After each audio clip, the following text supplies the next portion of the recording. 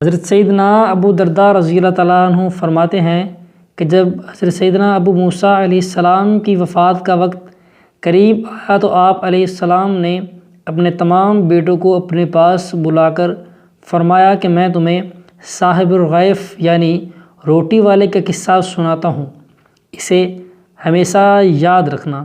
پھر فرمایا کہ ایک عابد شخص اپنی جھونپڑی میں لوگوں سے الگ تھلگ عبادت کیا کرتا تھا۔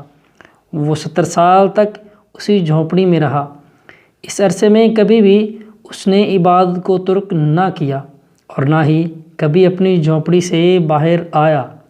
پھر ایک دن وہ جھونپڑی سے باہر آیا تو اسے شیطان نے ایک عورت کے فتنے میں مبتلا کر دیا اور وہ 7 دن یا 7 راتیں اسی عورت کے ساتھ رہا۔ 7 دن کے بعد جب اس کی آنکھوں سے غفلت کا پردہ ہٹا تو وہ اپنی اس حرکت پر بہت نادم ہوا اور اللہ تعالیٰ کی بارگاہ میں توبہ کی اور وہاں سے رخصت ہو گیا۔ وہ اپنے اس فعل پر بہت نادم تھا۔ اب اس کی یہ حالت تھی کہ ہر قدم قدم پر نماز پڑھتا اور توبہ کرتا۔ پھر ایک رات وہ ایسی جگہ پہنچا جہاں مسکین رہتے تھے۔ وہ بہت زیادہ تھکا ہوا تھا۔ تھکاوٹ کی وجہ سے وہ ان مسکینوں کے قریب گر پڑا۔ ایک راہب روزانہ ان مسکینوں کو ایک ایک روٹی دیا کرتا تھا۔ جب وہ راہب آیا تو اس نے روٹی دینا شروع کی اور اس عابد کو بھی مسکین سمجھ کر ایک روٹی دے دی، اور ان 12 مسکینوں میں سے ایک کو روٹی نہ ملی تو اس نے راہب سے کہا کہ آج آپ نے مجھے روٹی کیوں نہیں دی؟ راہب نے جب یہ سنا تو کہا کہ میں تو 12 کی 12 روٹیاں تقسیم کر چکا ہوں۔ پھر اس نے مسکینوں سے مخاطب ہو کر کہا، کیا تم میں سے کسی کو 2 روٹیاں ملی ہیں؟ سب نے کہا کہ نہیں، ہمیں تو صرف ایک ہی ملی ہے۔ یہ سن کر اس راہب نے اس شخص سے کہا کہ شاید تم دوبارہ روٹی لینا چاہتے ہو، جاؤ، آج کے بعد تمہیں روٹی نہیں ملے گی۔ جب اس عابد نے یہ سنا تو اسے اس مسکین پر بڑا ترس آیا، چنانچہ اس نے وہ روٹی مسکین کو دے دی اور خود بھوکا رہا۔ اسی بھوک کی حالت میں اس کا انتقال ہو گیا۔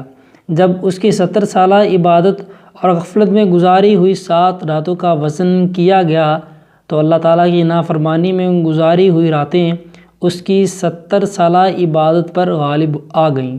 پھر جب ان 7 راتوں کا موازنہ اس روٹی سے کیا گیا جو اس نے مسکین کو دی تھی تو وہ روٹی ان راتوں پر غالب آ گئی اور اس کی مغفرت کر دی گئی۔ حضرت سیدنا ابن مسعود رضی اللہ تعالیٰ عنہ سے یہی روایت اس طرح مروی ہے کہ ایک عابد نے 70 سال تک اللہ عز و جل کی عبادت کی، پھر اس نے ایک فاحشہ عورت سے گناہ کیا تو اللہ عز و جل نے اس کے تمام اعمال ضائع کر دیے۔ پھر جب اسے اپنے گناہ کا احساس ہوا تو وہ تائب ہو گیا۔